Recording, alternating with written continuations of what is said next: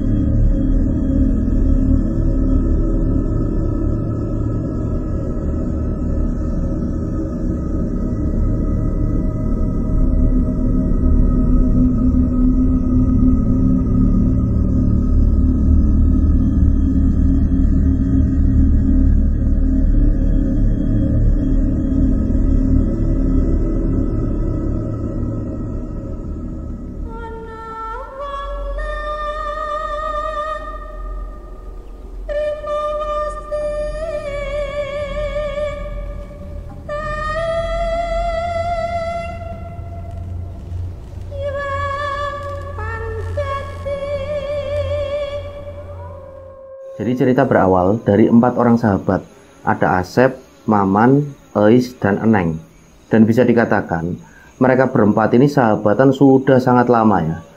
Jadi ceritanya dulu, orang tua mereka masing-masing ini membeli rumah di satu kompleks perumahan. Nah, dari lingkungan tersebut akhirnya mereka itu menjadi sangat akrab. Dan kebetulan beranjak dewasa ini mereka mempunyai hobi yang sama, yaitu mendaki gunung. Nah, ketika Mas Asep ini bercerita kepada kami, menceritakan tentang pendakiannya ke Gunung Ciremai via Palutungan bersama 3 orang temannya itu, tahunnya pada tahun 2013. Jadi pada waktu itu bulan November tahun 2013. Mas Asep dan ketiga temannya ini lagi nongkrong di sebuah angkringan. Nah, pada waktu itu mereka itu sedang liburan semester kuliah. Mas Asep ini memberikan saran kepada teman-temannya untuk mengisi liburan semester mereka mendaki gunung saja, karena kebetulan sudah cukup lama, hampir setengah tahun pada waktu itu mereka udah tidak naik gunung. Nah, di situ Mas Asep ini menyarankan untuk naik ke Gunung Ciremai aja via Palutungan yang dekat-dekat rumah agar hemat ongkos, hemat tenaga juga. Akhirnya teman-temannya pun setuju. Dan disepakati mereka akan berangkat pada tanggal 12 November tahun 2013. Nah, singkat cerita, hari pendakian tiba. Mereka semua berkumpul di rumahnya Ais. Akhirnya mereka pun memutuskan untuk langsung berangkat pada pagi hari itu. Mereka naik sepeda motor karena memang jarak dari tempat tinggal mereka ke base camp Palutungan itu tidak terlalu jauh ya. Mereka pun berboncengan menggunakan 2 sepeda motor. Singkat cerita, mereka sampai di base camp Palutungan. Motor diparkir dan mereka berempat ini menuju ke pos perizinan ya, untuk mengisi simaksi. Setelah simaksi, si Asep ini menginstruksikan kepada 3 temannya untuk ngecek lagi logistik yang mereka bawa, perlengkapan pendakian, barangkali ada yang kurang kan mereka masih bisa memenuhi di base camp itu. Nah, ketika mereka berempat masuk jalur pendakian, waktu menunjukkan jam setengah 11 siang. Mereka jalan untuk menuju ke pos 1 Cigowong. Nah, sekedar untuk informasi, menurut penuturan Mas Asep kepada kami, Mas Asep dan 3 orang temannya ini sering lalai untuk berdoa ketika melakukan pendakian. Dan untuk urusan sholat 5 waktu pun mereka mengakui kalau mereka itu sering bolong-bolong. Bahkan dikatakan malas-malasan lah untuk sholat 5 waktu. Dan ketika melakukan pendakian-pendakian sebelum mereka ke Ciremai pada tahun 2013 itu, mereka belum sama sekali pernah mengalami pendakian yang aneh gitu, gangguan-gangguan mistis. Jadi semuanya baik-baik saja. Sampai hari pendakian di Ciremai itu tiba, mereka baru mengalami hal-hal yang membuat mereka ini tidak bisa melupakan kejadian itu seumur hidupnya. Baik, kita lanjut ke ceritanya. Mereka jalankan berempat menuju ke pos 1 itu Cigowong. Nah, perjalanan mereka lancar-lancar saja sampai mereka ini di pos 1 di Cigowong. Asep sempat bertanya kepada 3 temannya itu, gimana? Kita mau langsung lanjut atau kita istirahat dulu? Dan teman-temannya menjawab, udah lanjut aja dulu, kita masih kuat kok. Ayo langsung ke pos 2 saja. Nah, akhirnya Asep pun sebagai leader tim menuruti ketiga temannya. Mereka jalan lagi menuju ke pos 2. Nah, pada waktu itu sudah jam 1:15 mereka jalan menuju ke pos 2 itu. Nah, singkat cerita, mereka sampai di pos 2 Kuta.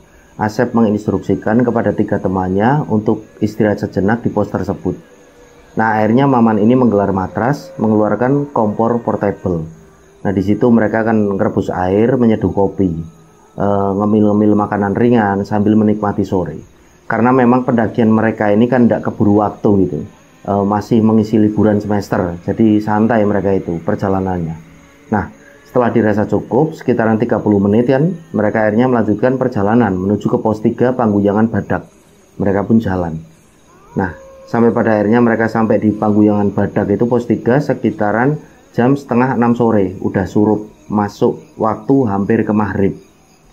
Jadi nampak di situ situasinya udah gelap karena vegetasi hutan yang juga rapat, pohonnya tinggi-tinggi kan. Nah, mereka sampai di pos 3. Mereka itu melihat di sana ada 1 orang pendaki cewek sendirian. Pendaki cewek itu rambutnya panjang segini, menggunakan baju berwarna putih, celananya biru dan tas kerilnya itu hitam. Pendaki tersebut duduk di bawah pohon besar yang ada pelang Pangguyangan Badak gitu. Nah, setelahnya mereka berempat ini menghampiri kan dan menyapa pendaki cewek tersebut. Mereka kenalan, bersalaman. Nama pendaki cewek tersebut adalah Asih. Dia sedang mendaki sendirian alias solo hiking. Di situ Asep ini sempat kagum ya sama sosok pendaki cewek tersebut. Dia sempat bilang, kok berani sih mbak naik gunung sendirian? Ya berani mas, sudah biasa kok saya sendiri. Oh ya sudah kalau gitu. Akhirnya mereka pun berempat istirahat di pos 3 Pangguyangan Badak tersebut bersama 1 orang pendaki cewek tadi yang namanya Asih. Nah, setelah cukup istirahatnya, Asep ini menginstruksikan kepada 3 temannya itu untuk melanjutkan perjalanan menuju ke pos 4 Arban. Karena mereka memang punya rencana untuk mendirikan tenda di Arban. Setelahnya tenda akan mereka tinggal di sana dan pagi harinya mereka akan summit ya ke puncak. Nah, di situ sempat Asep ini menawari Asih tadi untuk ikut rombongan mereka daripada sendirian gitu, apalagi cewek kan, kata si Asep. Akan tetapi awalnya Asih ini menolak. Setelah dibujuk oleh Ais dan Eneng, akhirnya Asih pun nurut untuk ikut rombongan mereka. Jadi akhirnya perjalanan mereka itu menjadi 5 orang kan, 5 orang pendaki. Jalanlah mereka dari pos 3 menuju ke pos 4. Nah, ketika baru jalan, Asep ini menghentikan langkahnya. Dia menoleh ke belakang. Dia bilang sama Asih tadi, Mbak Asih di tengah saja, jangan di belakang. Yang di belakang biar si Maman. Mbak Asih kan cewek, udah Mbak Asih di tengah aja, jangan jadi sweeper, kata si Asep. Akan tetapi Asih ini menggeleng sambil tersenyum. Jadi memberikan kode kalau dia itu tidak mau jalan di tengah. Dia tetap jalan di belakang aja, di urutan paling belakang. Oh ya sudah, hati-hati ya mbak, kata Asep kan. Asih cuma mengangguk. Nah, mereka pun jalan itu, berlima menuju ke pos 4. Nah, di tengah perjalanan menuju ke pos 4, Asep berusaha untuk menghidupkan suasana. Dia berusaha bercanda, mengajak ngobrol teman-teman yang ada di belakangnya kan. Maksud Asep ini biar suasananya jadi cair, karena ada orang baru lah dalam rombongan mereka. Biar si Asih ini ndak canggung gitu, ndak kaku. Akan tetapi nampak di situ Asih sama sekali ndak ikut ngobrol. Dia cuma diam sesekali. Nampak dilihat sama Asep. Asih ini cuma tersenyum tipis saja. Asep ini sempat kesengsem ya, karena memang Asih ini wajahnya cantik sekali ya menurut penuturan Mas Asep. dalam ceritanya kepada kami. Nah, jalan mereka itu, singkat cerita, mereka sampai di pos 4 Arban. Mereka sampai di sana itu sekitaran jam setengah 10 malam. Nah, Asep setelahnya menginstruksikan kembali kepada 3 temannya itu untuk mendirikan tenda di pos 4. Akhirnya mereka mendirikan 2 tenda. Satu tenda ini untuk dihuni si Asep sama Maman, satu tenda lagi untuk dihuni Ais, Eneng, dan AC yang baru masuk ke rombongan mereka. Nah, ketika mereka baru akan mendirikan tenda, Asep ini kaget. Loh, kok AC ini mendirikan tenda sendiri? Sempat ditanyakan sama Asep akhirnya, Mbak AC, kok diriin tenda sendiri, ikut ke tendanya Eneng aja sama Ais. AC ini cuma menggeleng aja. Oh ya sudah Mbak, tidak apa-apa. Si Asep kan, akhirnya Asep kembali membantu Maman yang sedang mendirikan tenda. Maman tanya, kenapa Asep? Itu AC kok tak tawarin untuk ikut tendanya Neng sama Ais kok tidak mau. Nah, Maman cuma menjawab di situ, ya mungkin kan masih malu Asep. Baru kenal kita kan mungkin agak canggung. Ya udah biarin aja. Toh sama-sama tenda di sini. Jadi kalau dia ada apa-apa kan kita juga tahu. Oh ya sudah kalau gitu. Mereka pun melanjutkan mendirikan tenda. Nah, setelah tenda berdiri, Asep kembali menginstruksikan kepada teman-temannya untuk mengeluarkan logistik dan peralatan masak. Karena mereka bakal masak untuk makan malam kan. Nah, ketika mereka sedang masak, Asep ini minta tolong ke Ais dan Eneng untuk menghampiri AC yang ada di tendanya. Maksud Asep, biar AC ini gabung sama mereka, biar suasana menjadi lebih hangat, dan AC juga kan belum makan malam. Akhirnya mereka berdua, Ais dan Eneng, menuju ke tendanya AC. Sesampainya di sana, mereka melihat AC ini sudah tertidur. Tidurnya itu membelakangi pintu tenda, gini ya. Nah, mereka kan tidak enak mau ngebangunin, barangkali AC ini kecapean, ya kan. Akhirnya balik lagi ke tempat Asep dan Maman. Sep, AC-nya udah tidur. Loh, AC kan belum makan malam kok udah tidur. Ya kami tidak tahu gimana.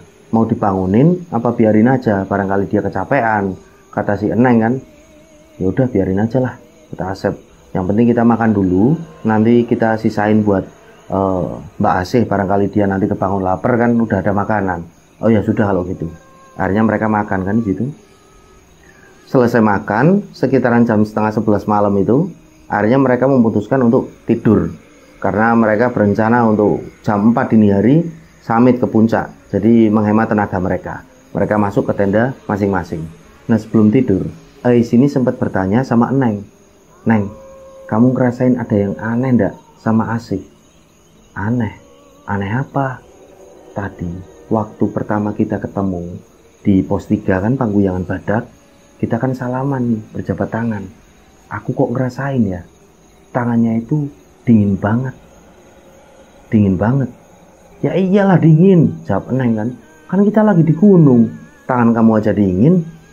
Bukan gitu Neng, aku ngerasain ada yang beda. Dinginnya itu dingin banget. Ah, kamu itu pikirannya aneh-aneh aja. Udah nggak usah mikir yang aneh-aneh lah. Jawab si Neng kan. Neng, beneran Neng, aku ngerasain pokoknya ada yang beda. Terus kita jalan kan. Kita jalan itu kan AC sama sekali nggak ikut kita ngobrol. Ais. Ya wajar lah kalau AC itu nggak ikut ngobrol. Kan dia baru kenal kita. Jadi mungkin dia masih malu, dia canggung kan buat ngobrol. Nggak ada yang aneh lah, udah tidur aja kamu, nggak usah pikirin macem-macem, kata si Eneng kan. Kamu kok, aku beneran ini, aku ngerasain ada yang aneh pokoknya.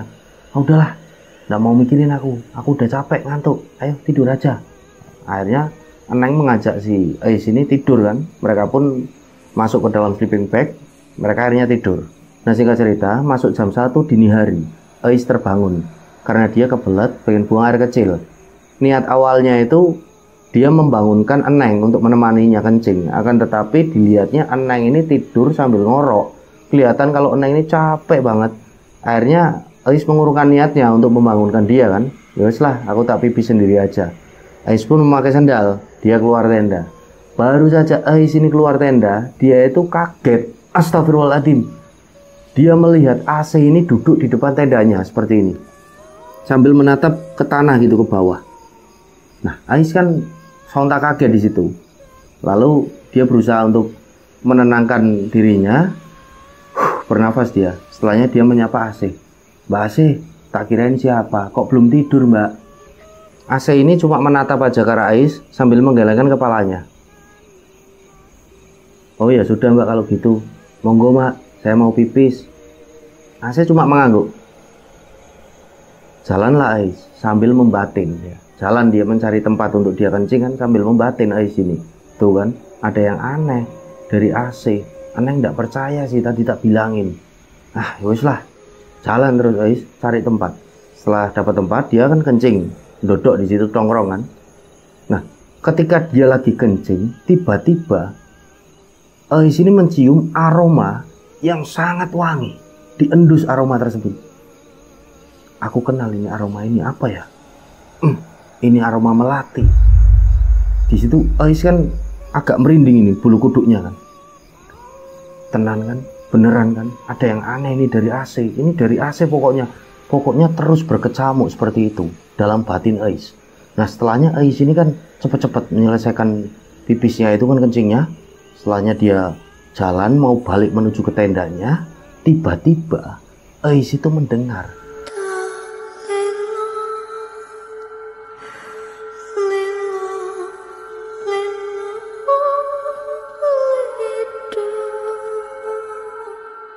seketika itu juga Ais menghentikan langkahnya. Dek! Jantungnya itu berdegup dengan sangat kencang. Merinding semua bulu kuduknya. Dia coba menajamkan pendengarannya lagi walaupun dia merasa takut. Lelo, lelo. Dan benar, dia mengenali betul suara itu. Itu adalah suara AC. Ais ini berusaha untuk tetap tenang. Dia bernafas. Dia jalan lagi menuju ke tendanya. Nah, belum sampai di tenda, dia melihat AC itu terduduk di depan tendanya seperti tadi. Menghadap ke tanah. Sambil AC ini tiba-tiba menatap ke arah Ais. Tatapannya itu tatapan yang tajam, tatapan yang penuh makna. Sambil menatap itu tiba-tiba AC ini bernyanyi lagi. Halelo. Ais ini menatap dengan tatapan yang sangat ketakutan. Dia kan, Mbak AC, Mbak AC jangan nyanyi gitu Mbak, aku takut. Terus saja AC ini terus bernyanyi. Akhirnya Ais kan cepat-cepat jalan menuju ke tendanya kan. Dia masuk ke dalam tenda berusaha membangunkan Eneng. Neng bangun Neng, Neng bangun. Eneng ini cuma mulai aja ya karena dia masih ngantuk ini. Ada apa sih Isa? Ngantuk aku. Mbak AC aneh. Aku kan bilang dari tadi. Aneh apa? Dia nyanyi. Orang nyanyi kok dibilang aneh. Udah kamu itu udah kamu tidur. Nggak usah pikiran yang aneh-aneh lah. Besok kita mau muncak, udah tidur aja. Besok malah kecapean. Nah itu tidur lagi. Nah Ais di situ kan masih mendengar. Dia itu masih mendengar AC, tembangan dari AC. Dia nggak tahu harus berbuat apa. Dia mau membangunkan kedua teman cowoknya, tapi dia ini nggak enak juga. Akhirnya dia terduduk di dalam tendanya. Masih terus AC ini menyanyikan tembang Jawa tersebut. Akhirnya karena Ais ini merasa bising ya, dan dia juga takut kan di satu sisi, akhirnya dia itu memutuskan untuk Bismillahirrahmanirrahim, aku tak keluar aja lah. Aku tak bilang sama Mbak AC, tolonglah Mbak jangan nyanyi. Maksud Ais itu seperti itu, mau menegur. Akhirnya Ais ini keluar lagi kan dari tendanya. Nah ketika dia baru sampai di depan tendanya, melihat ke arah tendanya AC, Ais ini melihat AC ini penampilannya sudah sangat berbeda. AC yang tadinya sangat cantik memakai baju putih, celananya biru itu dengan rambut yang panjang, sangat-sangat berubah penampilannya. Rambutnya panjang tapi kumel, wajahnya pucat. Bajunya yang putih dan celana birunya itu berubah menggunakan jubah berwarna putih yang sangat kotor, yang kumel. Di situ Ais kan sangat terkejut. Dia sok astagfirullahaladzim dengan apa yang benar-benar dia lihat. Mbak AC itu menatap ke arah Ais. Tatapannya tajam penuh makna. Dan tangannya AC itu seperti mencakar-cakar di tanah seperti itu kan. Tiba-tiba AC ini tersenyum. Lalu dia melantunkan lagu seperti tadi, tembang seperti tadi. Kalelo, lelo, lelo, leda. Ais sangat ketakutan. Dia sampai terjatuh. Saking takutnya dia. Astagfirullahaladzim. Dan ketika Ais ini terjatuh, tiba-tiba Ais ini seperti dibangunkan seseorang. Ais bangun, Ais. Bangun, bangun. Ais terbangun di situ. Astagfirullahaladzim. Astagfirullahaladzim. Kamu kenapa? Ternyata yang membangunkan adalah Neng. Neng, aku mimpi, Neng. Kamu mimpi apa? Astagfirullahaladzim. Sampai teriak-teriak gitu. Aku mimpi, pokoknya mimpi buruk, Neng. Aku mimpi buruk. Ya udah, ini diminum dulu. Dikasih air mineral kan sama Neng, diminum sama Ais untuk menenangkan dirinya. Diminum sama Ais. Dan ternyata waktu itu waktu sudah menunjukkan jam 4 kurang 15 menit. Jadi Neng ini bilang sama Ais, udah, kita nggak usah tidur lagi aja, Ais. Lagian kamu udah kayak gitu kok, barusan mimpi buruk. Ini kan udah jamnya, kita mau samit. Kita bangunkan si Asep saja sama si Maman. Nah, ketika mereka mau keluar tenda, mereka itu mendengar suara gaduh, ribut-ribut di luar. Akhirnya kan cepet-cepet si Eneng sama Ais ini keluar tenda kan. Keluar tenda, dilihatnya Asep sama Maman ini sedang berdebat. Akhirnya dihampiri oleh mereka berdua. Ada apa pagi-pagi kok udah berdebat. Nah, kondisi di situ memang sepi sekali, tidak ada pendaki lain, dan ternyata Asep dan Maman ini sedang meributkan kalau tendanya AC itu sudah tidak ada di pos 4 Arban tersebut. Nah, di situ Eneng dan Ais juga kaget, loh, kok iya ndak ada? Akhirnya tanya si Ais ini, lah kemana sih Mbak AC kok tiba-tiba ndak ada? Nah, ini loh Maman dari tadi nebaknya AC itu demit, AC itu demit. Ndak usah pikiran macam-macam lah kamu, Man. AC itu kan awalnya memang mau solo hiking, mendaki sendirian. Mungkin dia sudah ke puncak duluan. Karena kita lagi tertidur mau membangunkan kita kan ndak enak. Ndak bisa. Aku pokoknya dari pos 3 itu kemarin kita ketemu dia itu aku agak aneh. Aku salaman itu tangannya dingin sekali di situ, Sep. Jadi makanya aku ngomong kalau dia itu bukan manusia. Udahlah, Man, kamu ndak usah berpikiran macam-macam. Nah, ketika Asep dan Maman sedang berdebat, Eneng dan Ais kan memperhatikan. Ais itu di dalam hatinya agak deg gitu. Apa yang dirasakan Maman adalah apa yang dia rasakan, yang dia sampaikan kepada Eneng. Akhirnya dia menyenggol Eneng. Tuh kan, si Maman juga ngerasain. Udah, nggak usah dibahas. Manut Asep aja, nurut Asep. Akhirnya di situ Asep kan, udah. Kita nggak usah pikiran macam-macam. Ini toh sudah pagi. Kita langsung siap-siap saja, bikin sarapan. Setelahnya kita langsung summit attack. Kita langsung muncak aja. Tenda kita tinggal di sini. Setelah muncak kita langsung kemas-kemas, nanti kesini lagi kita pulang. Udah nggak usah pikiran yang aneh-aneh. Akhirnya Maman, Eneng, dan Ais pun nurut apa yang dikatakan oleh leader timnya itu. Karena mereka kan merasa bertiga adalah anggota dari Asep ini. Yuslah, kami nurut. Akhirnya mereka pun masak di situ, mengeluarkan logistik buat sarapan. Nah, setelah sarapan, mereka pun langsung menuju ke puncak kan, jalan. Mereka tidak bawa keril, tenda ditinggal, mereka cuma bawa daypack aja. Untuk air mineral, untuk yang perlu aja, tas-tas kecil itu. Jalanlah mereka menuju ke puncak. Singkat cerita, 4 jam kemudian mereka sampai di puncak. Nah, sampai di puncak ini mereka menikmati betul ya, apa yang ada di puncak. Cuma ada beberapa pendaki yang nampak di situ, bisa dihitung, mungkin 5 orang lah. Jadi sangat sepi pada waktu itu, pada hari itu. Nah, di situ Ais ini bertanya sama Maman, Man, kamu lihat nggak dari tadi Mbak Asih ada nggak di puncak? Nggak ada. Mau puncak juga sepi kok. Itu cuma 5 orang pendaki. Ya toh, aku mau bilang sama kamu, Man. Apa? Sini. Apa yang kamu rasain itu sama seperti yang aku rasain. Tangannya dingin banget kan? Iya memang, benar. Dingin sekali. Ini nggak wajar manusia dari tadi malam itu. Terus kita jalan itu kan dia sama sekali nggak ngobrol kan, Man. Iya memang, makanya aku itu merasa aneh dari kemarin. Tapi yowes lah, mau Asep ini menyuruh kita untuk berpikir positif. Yowes lah, hal yang nggak beres ini dan nggak usah kita bahas lagi, kata si Maman kan sama si Ais. Daripada nanti Asep malah uring-uringan marah, dia leader kan bisa bahaya juga. Oh yowes lah. Akhirnya mereka menikmati pemandangan di sana. Mereka foto-foto kan, sempat difotoin juga oleh rombongan pendaki yang berisi 5 orang tadi. Difotoin pakai HP-nya masing-masing berempat itu. Nah, setelah cukup puas di puncak, mereka pun memutuskan untuk turun menuju ke pos 4 Arban. Mereka jalan turun. Nah, ketika mereka jalan turun, tiba-tiba langit itu menjadi gelap. Kabut itu turun dengan tipis. Yang tadinya langit itu sangat cerah. Akhirnya mereka kan agak cepat jalannya. Asep menginstruksikan kan sama teman-temannya, ayo jalannya agak cepat, daripada kita kehujanan nanti lebih payah lagi di tengah jalan. Nah mereka nurut kan, mereka jalan terus. Nah di tengah perjalanan itu mereka turun. Asep itu merasa ini kok tidak sampai pos 4 Arban. Dia akhirnya lihat jam. Astagfirullahaladzim, ini udah 5 jam lebih.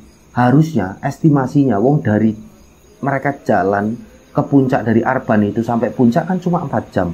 Ini jalan turun harusnya lebih cepat. Ini kok sampai 5 jam lebih, hampir 5 jam setengah. Akhirnya Asep berhenti. Stop dulu, kita berhenti. Ada apa Asep? Tanya yang lain. Kalian tidak sadar ya? Coba lihat jam tangan kalian. Ada apa? Tanya yang lain. Kita jalan dari atas menuju ke pos 4. Ini udah 5 jam lebih. Harusnya kita itu paling cuma 2 jam atau 1 jam setengah lah, karena kita kan jalan turun menuju pos 4. Akhirnya di situ kan mulai terlihat panik. Yang Eneng sama Ais itu, yang cewek kan. Nah, Maman berusaha menenangkan. Udah, kalian berdua ndak usah panik gitu. Udah, gimana Sep ini? Kamu sebagai pemimpinnya, kamu leadernya, kita harus bagaimana? Ya udah kita jalan lagi aja. Jalanlah mereka. Nah, mereka jalan di tengah hutan yang nampak gelap sekali, vegetasinya rapat. Mereka udah masuk kan ke dalam hutan. Kabut itu turun dengan tipis, jadi gelap sekali situasinya pada waktu itu. Mereka jalan itu, Asep lagi-lagi berhenti. Stop, kita berhenti. Udah setengah jam kita dari tadi kita berhenti itu, ini udah setengah jam lagi. Ini benar-benar ada yang tidak beres man.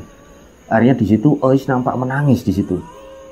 Dan Eneng ini berusaha menenangkan. Udah Ois, udah, aku takut. Udah yang tenang. Akhirnya Maman dan Asep ini berembukan berdua, mereka agak menjauh dari Eneng dan Ais.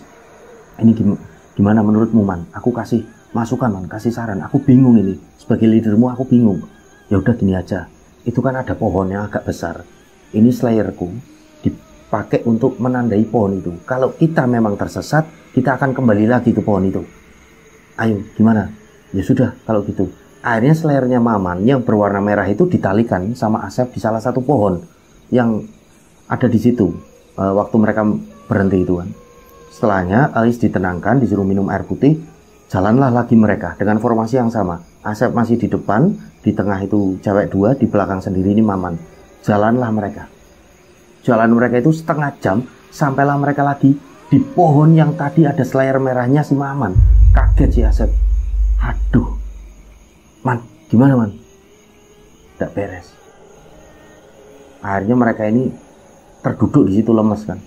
Asep ini nampak bingung sebagai leader karena baru pertama kali, tidak cuma Asep, Maman, Eneng dan Ais pun itu baru pertama kalinya bagi mereka berempat selama dalam dunia pendakian baru mengalami hal yang ganjil. Di situ si Maman ini sempat bicara sama si Asep, Sep, ternyata yang tersesat itu bener ya di cerita-cerita itu. Ini kita mengalami sendiri. Asep ini berusaha menenangkan Maman. Man, udah Man, kamu yang tenang. Jangan kamu membuat keruh suasana. Aku lagi mikir sebentar. Aku tak ngerokok dulu, aku tak mikir. Di situ Asep ngerokok sambil dia itu minum air putih sesekali. Nah setelahnya Asep ini bilang ke teman-temannya, ini mungkin kelalaian kita. Kita selalu menyepelekan seperti doa. Kita mau naik gunung itu tidak pernah berdoa. Kemarin juga kita nggak berdoa kan. Teman-temannya itu cuma diem, menunduk, melihat ke bawah gitu kan, seperti mengiyakan apa yang Asep itu katakan. Ya sudah gini saja, ini jalan satu-satunya. Kita harus meminta pertolongan kepada Tuhan. Ayo kita berdoa bersama-sama. Semoga kita diberi jalan keluar.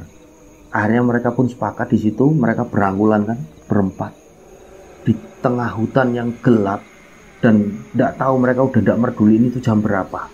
Karena mereka anggap itu udah tidak tahu, mereka muter-muter tidak karuan dari tadi. Mereka berdoa. Nah setelah berdoa ini Asep bilang sama teman-temannya, ayo kita jalan lagi. Semoga tidak ada apa-apa setelah ini. Amin. Teman-temannya kayak gitu semua. Jalanlah mereka. Baru mereka jalan, belum ada 10 menit. Mereka sampai di pos 4 Arban. Di situ Asep memandang ke arah 3 temannya. 3 temannya ini cuma terbengong saja dengan fenomena yang baru saja mereka itu alami. Bener-bener di luar nalar, bener-bener di luar logika mereka. Akhirnya Asep langsung menginstruksikan sama 3 temannya, udah kita langsung kemas-kemas saja. kalian lapar enggak? Mau masak dulu enggak? Teman-temannya pun bilang, enggak, ayo turun aja, kita turun. Yang cewek-cewek udah ketakutan kan. Mereka langsung berkemas-kemas. Setelah berkemas itu, jalanlah mereka turun. Dari pos 4 itu Arban. Mereka jalan turun. Nah, singkat cerita, mereka sampaikan di pos 3, di Pangguyangan Badak. Tiba-tiba, si Asep ini sebagai leader di depan menghentikan langkahnya. Dia memandang ke arah 3 temannya. Kalian mencium sesuatu enggak? 3 temannya pun menjawab, iya, mencium. Apa menurut kalian? 3 temannya ini menjawab dengan serempak, darah. Asep pun cuma mengangguk. Karena Asep itu dan ketiga temannya mencium di situ bau yang sangat anyir. Dan itu mereka tahu betul itu adalah bau darah. Amis sekali. Akhirnya Asep pun memberitahu ketiga temannya, udah, kita tetap berdoa, kita jalan turun aja, nggak usah berhenti. Ayo kita jalan turun. Asep ini melihat jamnya. Nah, jamnya di situ, jam Asep ini kan nggak digital gitu kan. Jarumnya itu seperti muter-muter saja. Loh, akhirnya coba dicopot jamnya, sebentar. Copot di ketuk-ketukin itu kan, masih aja muter-muter. Nah, Asep ini tanya sama si Eneng sama Ais, coba jam tangan kalian dilihatnya sama, jamnya itu kan bukan digital, jam jarum semuanya itu muter-muter. Maman itu enggak pakai jam tangan soalnya, muter-muter semua. Akhirnya ayo kita berdoa saja. Asep pun udah nampak ketakutan sebagai leader kan, karena dia bingung dengan fenomena yang sedang dialami.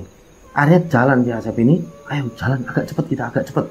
Nah, baru saja mereka melangkah, tiba-tiba gerimis ini turun dan kondisi trek turun itu kan otomatis menjadi licin. Asep bilang sama ketiga temannya, hati-hati, ini trek jadi licin. Iya Asep, iya.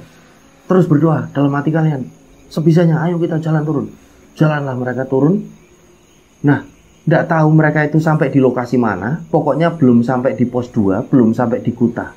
Tiba-tiba Asep ini berhenti. Asep ini menoleh ke arah belakang, ke arah teman-temannya sambil dia itu berbisik, habis ini kalian semua pokoknya jangan nengok ke arah kanan. Teman-temannya kan kaget, mau menengok ke arah kanan, langsung dihardik sama si Asep itu. Jangan nengok ke arah kanan. Aku bilang jangan nengok ke arah kanan. Pokoknya Asep itu seperti suaranya panik dan sangat ketakutan. Kalau kalian sampai menengok ke arah kanan, udah habis kita. Kita jalan aja, nengoklah ke arah kiri. Pokoknya jangan sampai nengok ke arah kanan. Nurut sama aku, berdoa terus. Nah, mereka pun akhirnya sepakat di situ. Mereka jalan sambil menengok ke arah kiri. Terus sambil mereka ini ketakutan kan. Nah, karena penasaran, si Ais ini seperti melirik. Sudut bola matanya yang kanan itu seperti melirik. Astagfirullahaladzim. Ais itu berucap seperti itu. Akhirnya Neng yang ada di depannya kan, ada apa? Yaho, itu ada perempuan di kanan. Akhirnya dipeluk si Ais ini sama si Maman yang ada di belakangnya kan. Udah Ais, yang tenang Ais. Akhirnya Asep berhenti di situ kan. Berhenti dan Neng ini memandang ke arah yang dipandang sama Ais. Astagfirullahaladzim. Neng pun kaget di situ. Akhirnya Neng ini seperti mau lari, dicegah sama Asep, tapi Neng ini lari dengan kondisi trek yang licin. Akhirnya Asep mengejar Neng, Ais pun ikutan lari, dan si Maman pun lari, semuanya lari. Jadi menurut penuturan Mas Asep, pada waktu itu dia itu melihat ada sosok perempuan memakai jubah putih membelakangi mereka, itu berada di atas ranting pohon. Akan tetapi wajah dari sosok tersebut memandang ke arah mereka, jadi muter wajahnya. Maka dari itu Mas Asep ini sempat menginstruksikan kepada 3 temannya jangan nengok ke kanan. Tapi di sini ngeyel, dia nengok ke kanan, akhirnya dia panik, membuat yang lain panik. Mereka melihat semua sosok tersebut, penampakan tersebut. Larilah mereka dengan terjatuh-jatuh. Dan kebetulan pada waktu itu mereka tidak bawa trekking pole. Lari terus mereka. Lari sambil terjatuh-jatuh sampai pada akhirnya mereka tiba di pos 2 Kuta. Tiba di pos 2 Kuta ini, mereka langsung pada terbaring semua karena kecapean mereka itu. Sampai terjatuh lari itu kan. Akhirnya si Asep bilang, kalian kalau tak bilangin nurut, aku kan bilang dari tadi jangan ke kanan, jangan nengok ke kanan, karena aku udah lihat. Mereka sempat ribut di situ dan situasi benar-benar sepi. Dalam artian tidak ada pendaki lain selain mereka berempat. Nah, Akhirnya Asep memutuskan, udah kita duduk dulu di sini. Ini minum dulu air mineral. Akhirnya mereka semua minum. Setelah mereka minum, tiba-tiba Eis ini mendengar tembang yang dia dengar dalam mimpinya.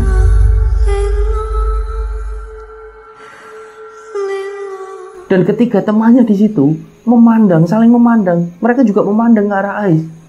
Eis akhirnya bertanya, kalian dengar tidak ada suara itu? Mereka semuanya mengangguk. Asep memberi instruksi, jangan lari, berdoa, ayo kita jalan agak cepat tapi jangan lari, kita turun biar sampai ke base camp, tidak usah berhenti. Akhirnya teman-temannya setuju. Jalanlah mereka berempat, jalan terus, dan suara itu sampai pos 1 itu terus terdengar. Nah, lepas dari pos 1 itu, alhamdulillah suara itu hilang menurut penuturan Mas Asep kepada kami. Mas Asep itu sangat bersyukur. Nah, akhirnya mereka berempat ini lari menuju ke base camp. Singkat cerita, mereka sampai di base camp. Dan sampai di base camp mereka itu melihat jam, itu sudah jam setengah 11 malam. Itu sangat tidak masuk akal. Berarti mereka diputer-puterin tadi, tersesat itu sampai beberapa jam. Sampai jam mereka itu tidak bisa dilihat, muter-muter itu kan jarumnya. Akhirnya nampak ngos-ngosan mereka di situ, ditanya lah sama pendaki-pendaki yang sedang istirahat di base camp. Ada apa mbak? Ada apa mas? Kok seperti panik kayak gitu? Akhirnya didudukan lah mereka berempat, dikasih air minum sama pendaki yang sedang istirahat di situ. Setelah agak tenang ini, akhirnya mereka berempat bercerita bahwasanya mereka itu mengalami kejadian yang bla bla bla bla bla bla bla. Nah, setelah agak tenang itu diberi arahan kan oleh pendaki lain, ya sudah mas, mbak, pulangnya ke rumah besok saja, nginep di sini sama kami. Kami juga baru mau naik besok pagi kok. Udah di sini udah aman, udah tenang sama kami. Akhirnya mereka pun nurut. Iya mas, terima kasih. Nah, setelahnya mereka akan makan di base camp itu. Setelah makan itu, si Asep ini ngecek HP-nya, melihat foto-foto mereka berada di puncak kan. Nah, jadi ketika di puncak, mereka setelah foto-foto itu kan, mereka ngecek fotonya itu normal semua ketika di puncak. Nah, ketika dicek di base camp, Asep ini kaget. Dari semua foto-foto yang ada di ponselnya, ada sosok perempuan yang benar-benar dia kenal. Sosok itu adalah AC. Akan tetapi tidak menggunakan baju putih, tidak menggunakan celana biru ataupun keril hitam seperti yang dia lihat pertama kali. AC di situ wajahnya AC. Akan tetapi pucat, rambutnya kumal, menggunakan jubah putih yang sangat kotor seperti ada bercak darahnya. Kaget di situ kan si Asep. Astagfirullahaladzim, dicek semua fotonya dan itu ada. Sosok tersebut ada di belakang mereka berempat itu. Ikut foto tapi agak jauh. Setelah di zoom itu benar-benar sosok AC. Ternyata ponselnya sama. Dari ponsel mereka itu ada sosok AC semuanya. Gaduh kan di situ. Akhirnya pendaki lain yang ada di situ pun bertanya, ada apa lagi mas? Ini mas, masnya coba lihat. Dilihat.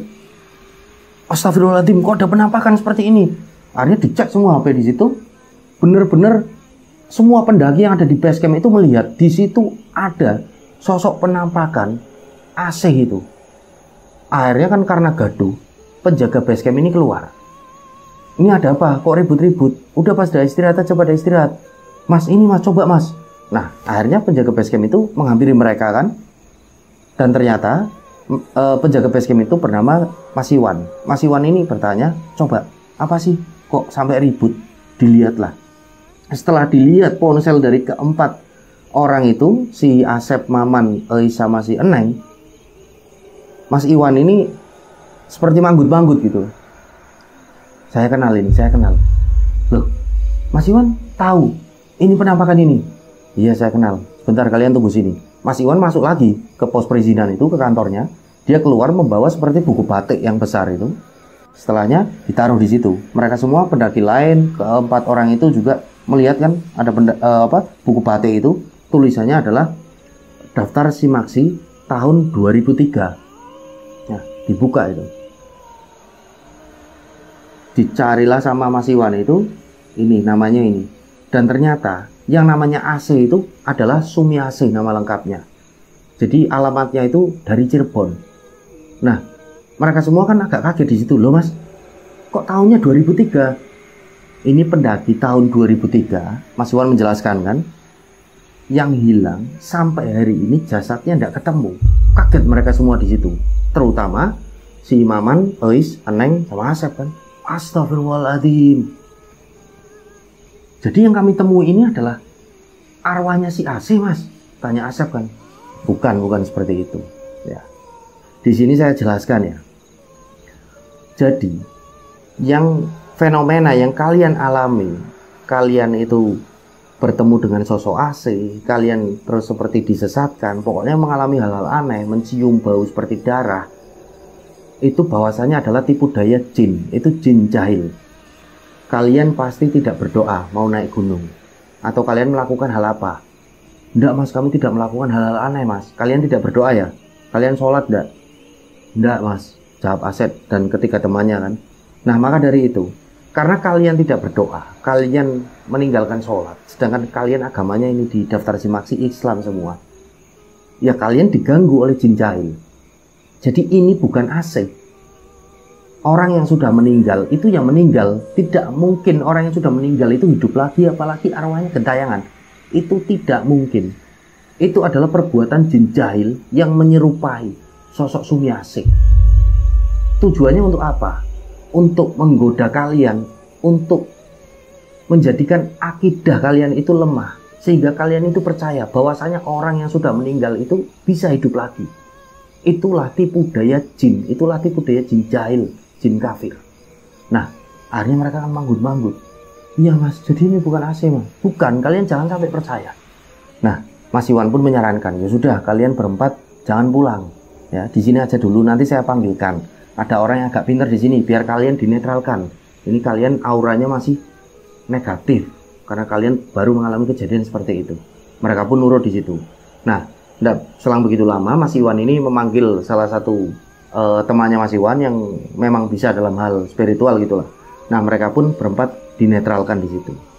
Nah, singkat cerita, pagi harinya mereka pun mengucapkan terima kasih kepada para pendaki yang ada di base camp yang mau naik, itu pendaki-pendaki, dan Mas Iwan juga, bahwasanya mereka sudah dinetralkan, mereka sudah diberi penjelasan dan lain sebagainya.